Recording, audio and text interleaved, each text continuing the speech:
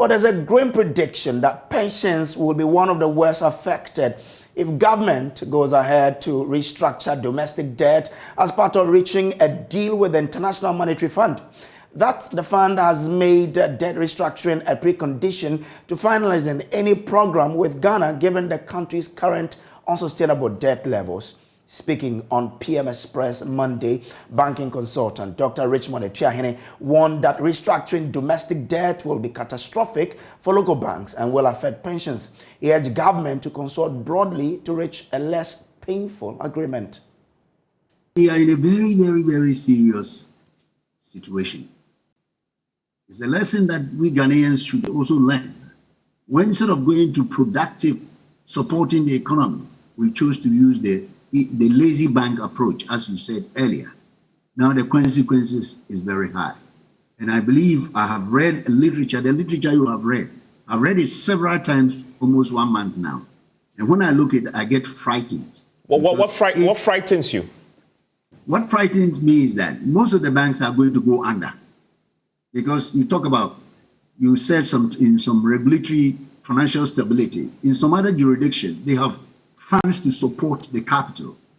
Now you're going to follow on the shareholders to come and support something that has gone bad, which is not their fault, maybe a strategic dichotomy. Then the banks are going to be in serious trouble. And if you remember, Fitch downgraded 3 banks. I went into it and studied it, and I look at their portfolio, and I say, yes, this is the reason why they were downgraded. And if you call your shareholders to come and inject capital for something like this, it will be very, very difficult. So the banking sector is going to face a huge challenge if we apply what I have seen from other jurisdictions. I've read the Zambia one, I've read the Grenada, Barbados, I've even read the Argentina in the 80s. In Argentina case, 75% haircut. Wow. So for every 100, you lose 75. How are we going to survive? So that's why I said, if you look at what is happening, we're in a that's why I like your argument, your discussion. There must be a serious transparency. I would have called so many people to discuss this issue because it's going to affect everybody in this country. The pension funds, you know, the major pension fund had so much of government bonds, bills and bonds. And if they were going to say, I don't know how they will continue to even pay the pensioners. So, Evans, we are in a serious, it's more serious than what we experienced in the 2017-2018. Yeah, in fact. Meanwhile, the National Democratic Congress say they are ever ready to assist government with the talks with the IMF. According to former Finance Minister Chef Tekpe, the party stands ready to contribute in reaching a broadly acceptable deal, given that such a deal would transcend government. He spoke on the same show. Yes, they were at the table. They did the math. They did everything, the projection, right? I'm not sure if this Doc was in the team. I can't remember now. But they were there. And they were sure that within 3 to 5 years, ESLA will repay, the debt, which means that within 6 months or so, when of this being done, that debt was removed from the non-performing loan statute, right? So there were benefits that were coming to it. So I'm saying that to the extent, and if you look at the Fitch report, Fitch is now talking about the possibility of debt of the sinking fund. It's going to be zero, being used to talk to the external, depositors. So I'm saying, yes, the focus is there. We are being told what the difficulty is going to be. Let's keep an open mind because we can have dialogue, with that. I'm not saying that is that is a critical point. Very finally, if I bring in Dr. Richmond Etuahene into this. I mean, if the government team or I don't want to call it the government team, the Ghana team, if you're invited to join the Ghana team in this conversation, are you open to do this? My former president called for a national dialogue. We did a national dialogue at Senchi.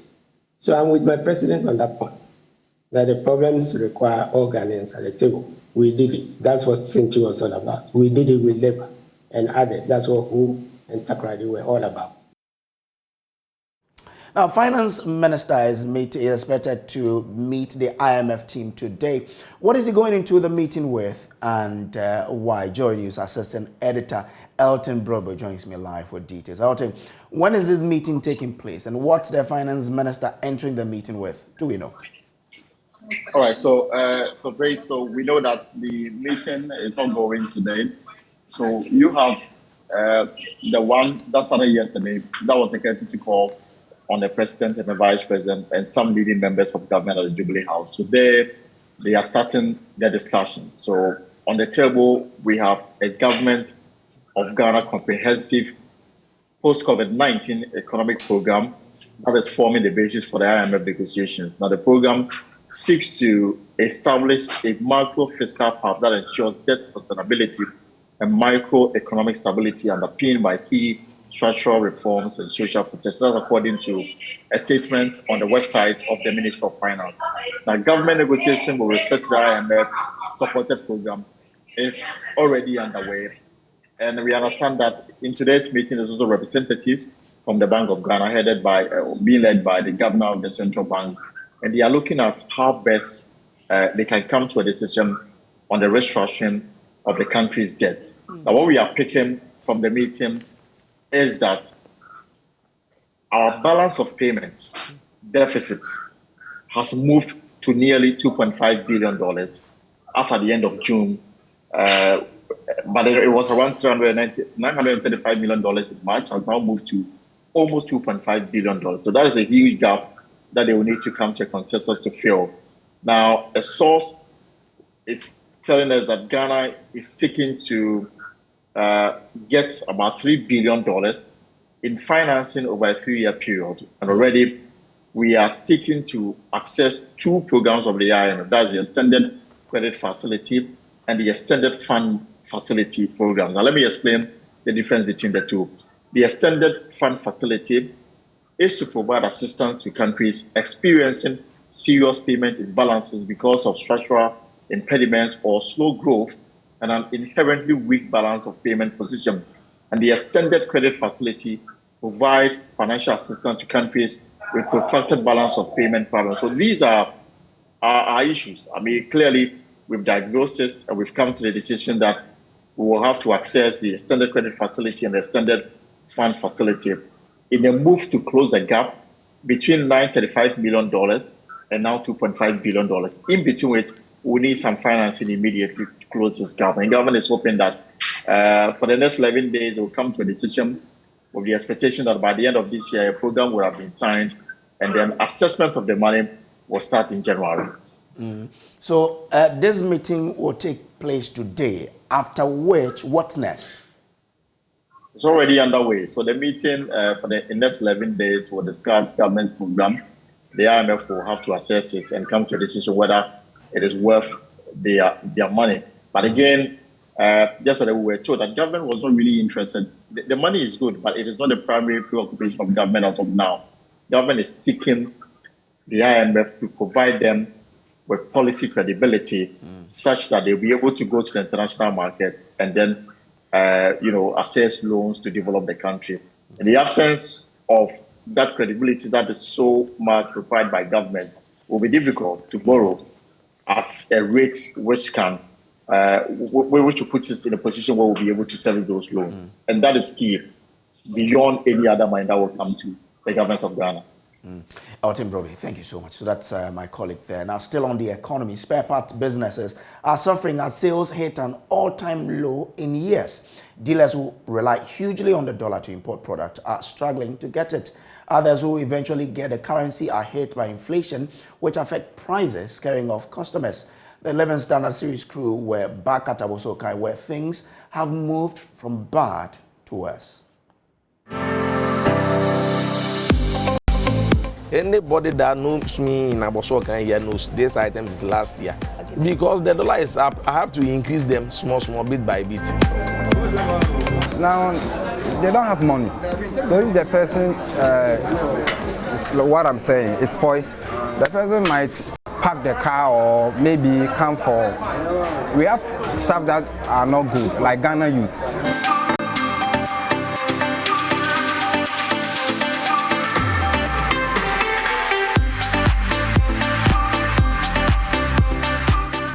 But my score is here.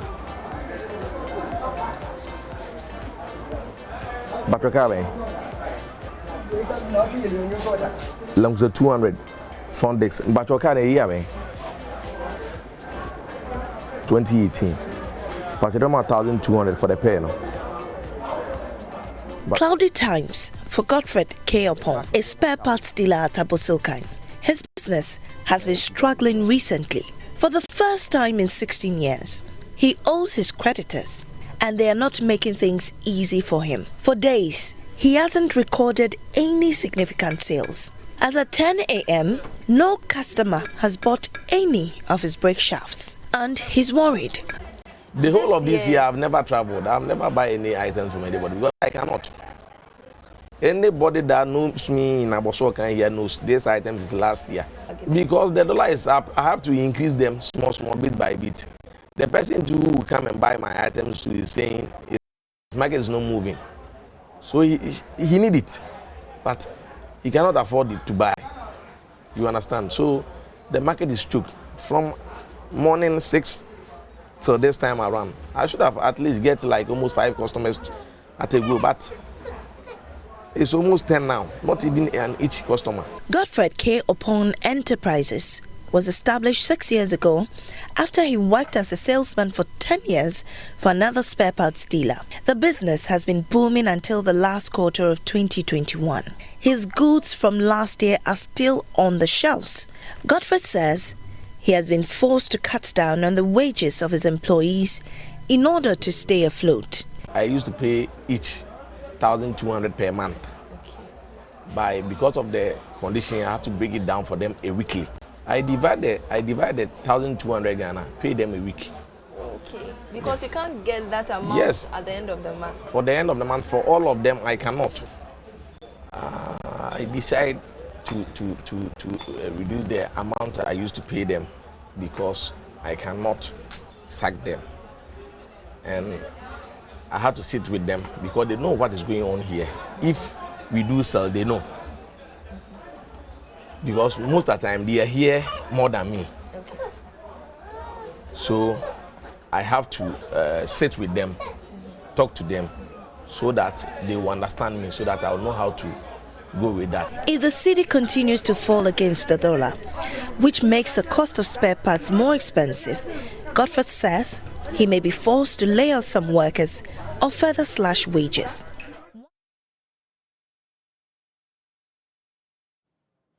Now, this afternoon, Circuit Court Judge Samuel Bright Akwa is making a strong case for the judiciary to take a strong stance against illegal mining, ruling on a bail application for lawyers for Galamsey Kingpin Aisha Juan.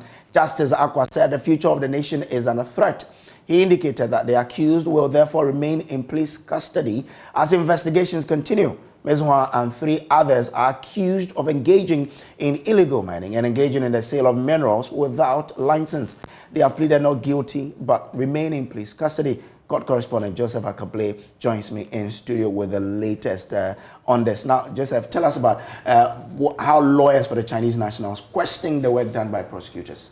In fact, Mr. Nkrabi Efadate, who is the lead counsel for Aisha Juan, had some serious concerns about the work done by investigators. He indicated that he does not understand why they need a month to investigate such a matter.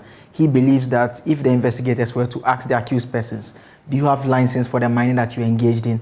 A yes or no answer should inform what step they take next. And so he doesn't understand why they need more than a month. And so he told the court that should they grant bail, not even the president or the attorney general can say anything that will affect that decision of the court. And so he urged the court to grant them bail. But we understand the prosecutors also had questions. Yes, in fact, they said that investigations have so far revealed that the accused persons entered the country illegally.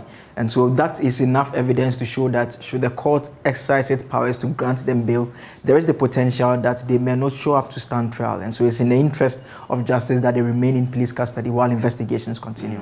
The judge also made some interesting comments there. Yes, I mean, let me read specifically what he had to say. He said that This is an activity that is destroying our water bodies. Look at how it is destroying our forest. We the humans are complaining. The animals in the forest are suffering. It's very sad. If this should go on, Ghana Water says they will soon shut their machines and we'll have to import water to drink. The courts and everyone must take a strong stance. A1 especially, that is Aisha Wang, how she entered the country, she can't even tell. If I grant bail and tomorrow the case is called and she can't be found, what happens? The motion for bail is refused. And so, I mean, clearly expressing some serious concerns about the illegal mining activity that remains a matter of concern for Ghanaians. Looks like you brought in some personal sentiment there. Yes, I mean, definitely. All right, thank you very much. So that's our correspondent Joseph Akaplay there. Meanwhile, Love News has uncovered an ongoing degradation of the Tano Nimri Forest Reserve at Samraboy in the Western region, despite the Land Ministry's declaration that no license has been issued for minerals prospecting in any forest reserve across the country.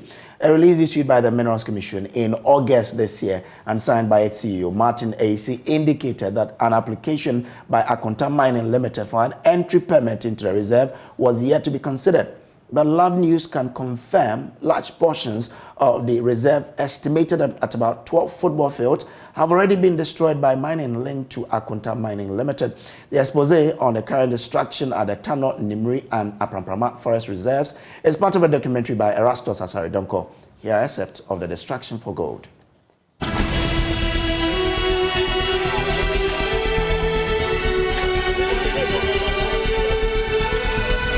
On August 17th this year, the Minerals Commission in a press release stated that the Lands Minister has not issued any license for minerals prospecting in any forest reserve.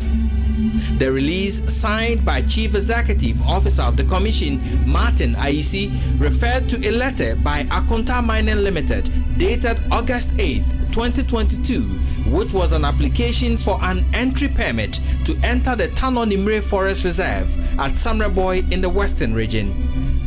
The release said the application must be processed, quote, subject to the Honorable Minister of Lands and Natural Resources Directive on Mining in Forest Reserve. But even before the Lands Ministry would indicate publicly its position on the application, our checks indicate active mining in the Tano Nimre Forest Reserve. A visit to the forest revealed large portions of the reserve already mined and degraded. This drone footage, taken few days ago, shows active mining linked to Akonta Mining Limited under the protection of armed personnel. The forest reserve is being destroyed with impunity, even at the time of airing this report. We are here at this thing, Tontokrom. They hold duties, and there are some policemen and media be here. Despite Love News' expose on military personnel protecting miners in the Odaho section of the Apamprama Forest Reserve, security personnel are still providing protection for miners who are pillaging the reserve currently, as corroborated by the Mentiahene of Bekwai, Nana Kusi Frimpong Kotobre.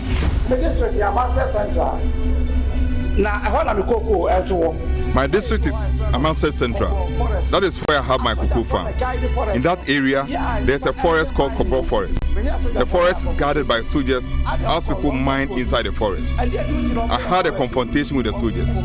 They said they are on duty. What kind of duty is being held in the forest? Ministers and people in government are the ones protecting them. Because I can't hire military men, if I could, I would ask them to accompany me to the farm to weed.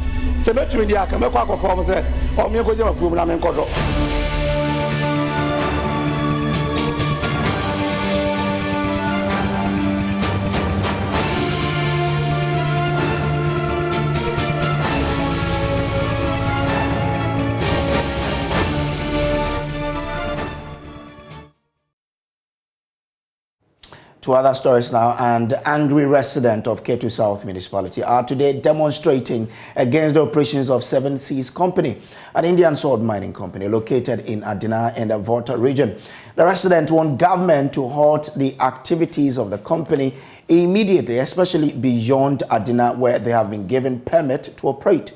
A middle-aged woman and her 3 children lost their lives a week ago due to the dikes allegedly owned by the company. 6 people have so far died in 2022 as a result of the company's unsafe operations. Meanwhile, the demonstrators have wrapped up the protest a short while ago with petition presented to the MC. Let's hear them out now.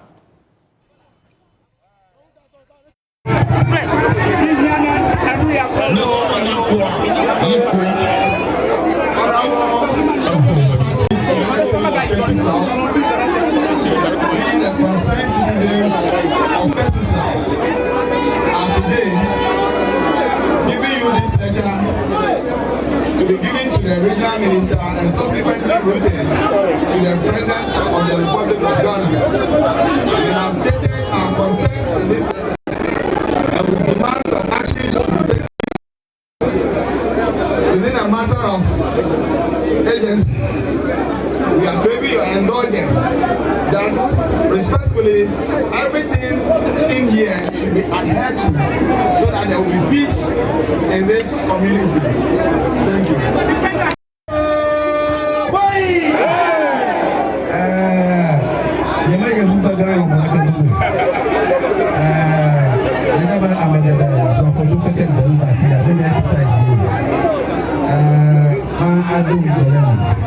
You inherit both the liability and the assets. And we are going to you. And you have to get a bad thing to you. We shall now, you come and we are not talking.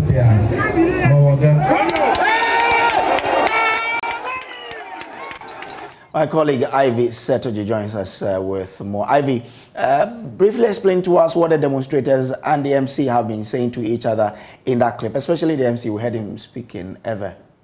MC Maxwell Lupudo was telling the residents that what they did shows that they are united, and so as MC for the area, he will also do everything possible to make sure that the letter gets to the regional minister and then to the president, so that their issues, their grievances, resolved as early as possible, and that everything they are saying, they should be rest assured that everything will be fine, that they are all united as one people, and then their issues will be resolved. All right. Thank you very much, Ivy Setoji there. Now, Vice President Dr. Mahamudu Bawumia has charged critics of government to spend time to read and ask the relevant questions before criticizing various projects it's undertaking. According to him, many of government's political opponents cast doubt on the viability of the Sino-Hydro project when government initiated the move. Addressing the chiefs and people of Cape Coast at the commissioning of the Cape Coast Inner City Road, Dr. Bawumia indicated government means well and will continue with the TL route to bring relief to the people of Ghana.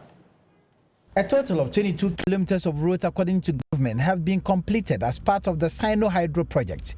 According to the Vice President, the roads that were selected in Cape Coast were in poor conditions when they were chosen, while many of them were unmotorable during the rainy season. Dr. Bawumia says government could not have chosen a better investment in the lives of the people than this. He called on critics of government to read and seek understanding of government activities before they criticize. Today marks yet another day of the commissioning of yet another Sino-Hydro project, Feely. Unfortunately for some of our opponents, when we say something and they don't understand, instead of asking for an explanation and also reading about it, they don't like to read, they don't want to ask for explanation, they just say you are lying. But today, as we commissioned the Omwaye, they are silent. They are no longer saying it's not possible. A total of 441 kilometers of roads and 2 interchanges are to be constructed. The objectives of the projects are to enhance intra-urban, regional and national traffic flow, trade, and strengthen regional economic integration.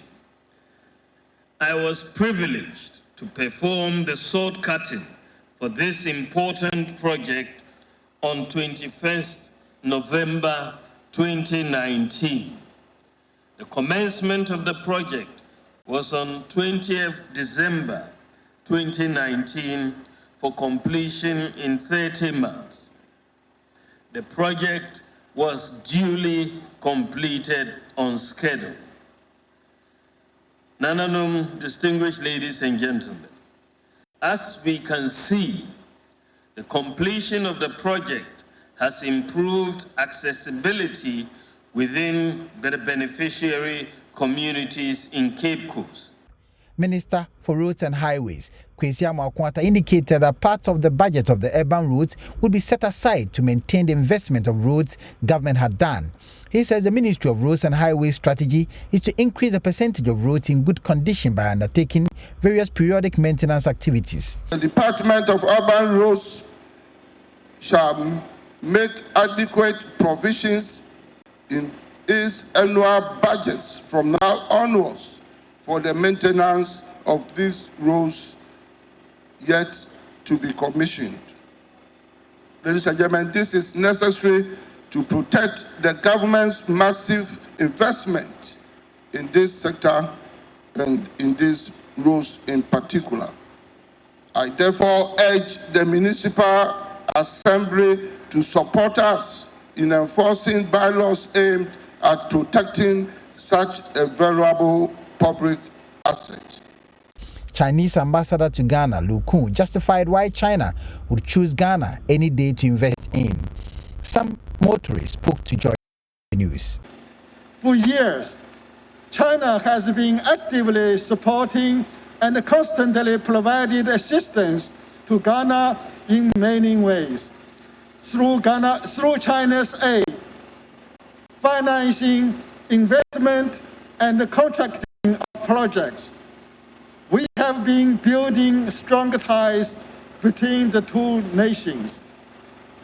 The China-aided Jamestown Fishing Port project, Phase 2 of the University of Health and Allied Sciences in Ho project, the annex building of the Ministry of Foreign Affairs and the regional integration are well underway. All these projects are Chinese government-aided projects. All these projects are aimed to promote Ghana's economic and the well-being of Ghanaian people. Reporting for JoyNews, Richard Kojo, Cape Coast. As you're watching JoyNews today, we'll take a quick break. When we come, we'll bring you the latest from the world of business.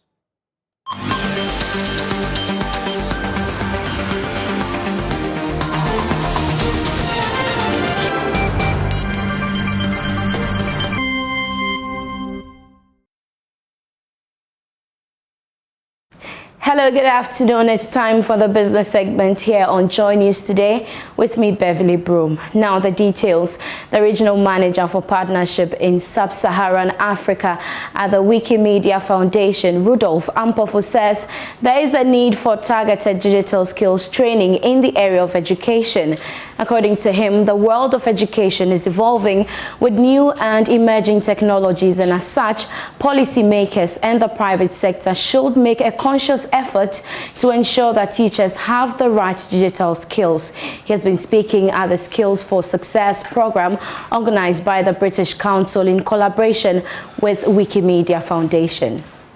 The Skills for Success program aims to provide lecturers from colleges of education and universities, as well as student teachers, with the knowledge and skills to develop improved digital literacy and factual writing skills in the young learners they teach. Speaking at the event, Regional Manager for Partnerships in Sub-Saharan Africa at Wikimedia Foundation, Rudolph Ampofo, explained that the world of education is evolving with new and emerging technologies, and as such, policymakers and private sector should make a conscious effort to ensure that teachers are equipped with the right digital skills. When you look at, recent happenings in the world, one of the biggest learnings you come to find is that the digital world has played a fundamental role in bridging the gaps where, millions across the world couldn't have the face-to-face contact when it comes to, our daily lives, and education was no exception. And so when you think about how we can work towards a future where digital mediums or solutions are adopted, we need to start working towards it now. So a lot of, policymakers, decision makers, and people working in the education space, think about the tools and the resources.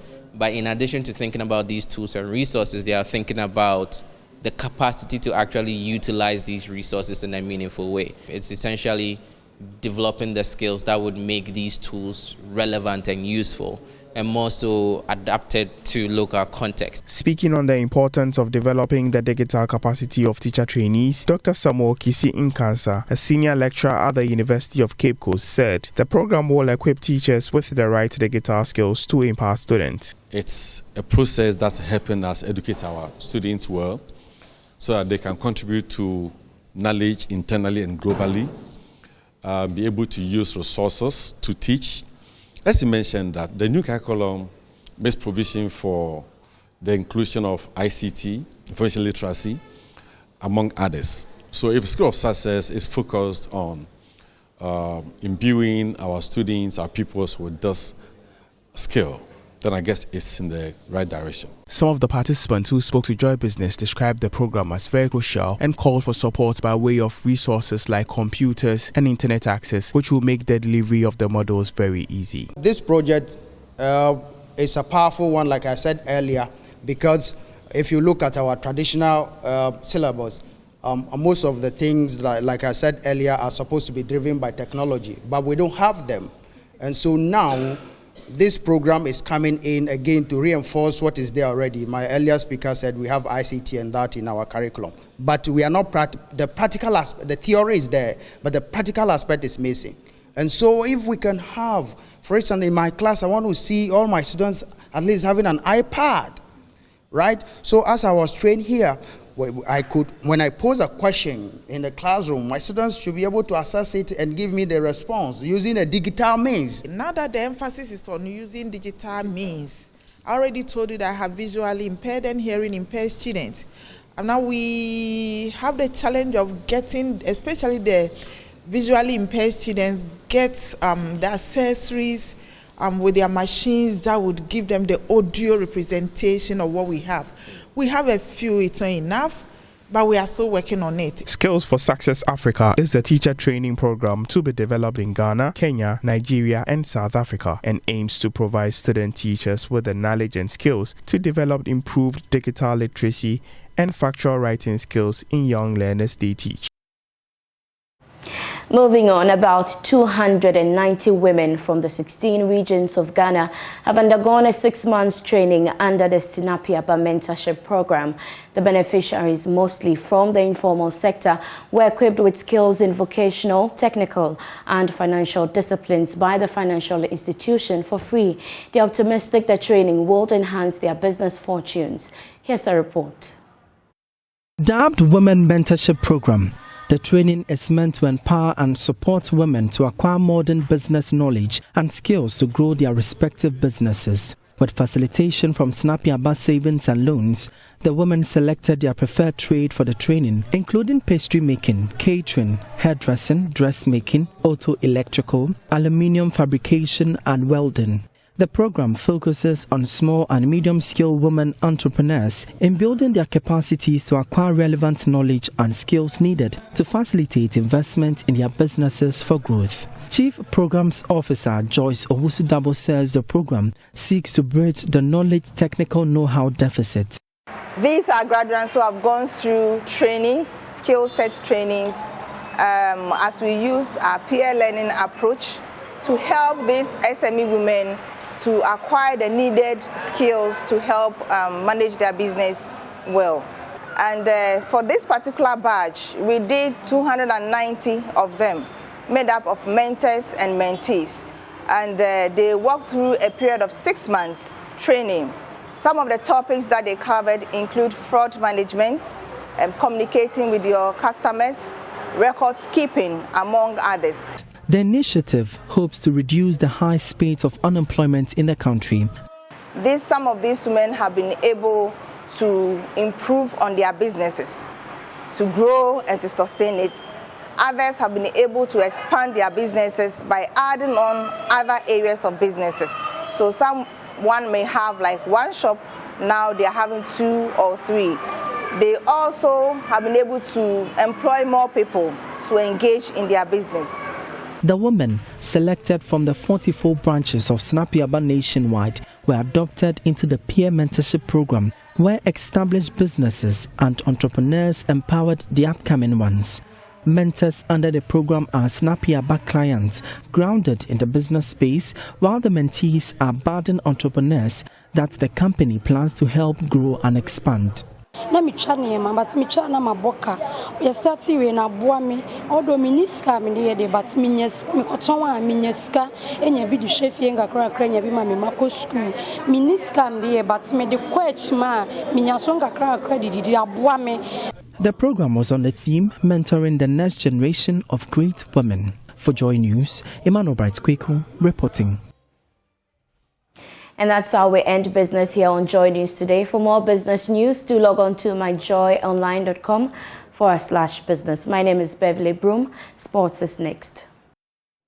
Good afternoon. Time now to do sports on Joy News today with me, Muftau Nabila Abla. Reports coming in from the camp of Accra House of Folk says head coach Samuel Boadu has been sacked by the club after 3 matches into the new Ghana Premier League season. The Phobians have not won a single match in their last 9 attempts, and management have parted company with a man who won them the Ghana Premier League 2 seasons ago and the FA Cup, as well as the Ghana Football Association's Super Cup. Last season, Samuel Boadu led Accra House of Oak to finish outside the top 4 of the Premier League season. However, he won the FA Cup. This season, management has said the poor start of the Premier League campaign by the Phobians is due to the technical failure, and management has decided that Samuel Boadu should leave the club. Reports also suggest that he and his backroom staff have all been asked not to show up for training earlier today. Joy Sports sources within the leadership of Accra House of Folk confirmed that they have indeed parted company with Samuel Boadu.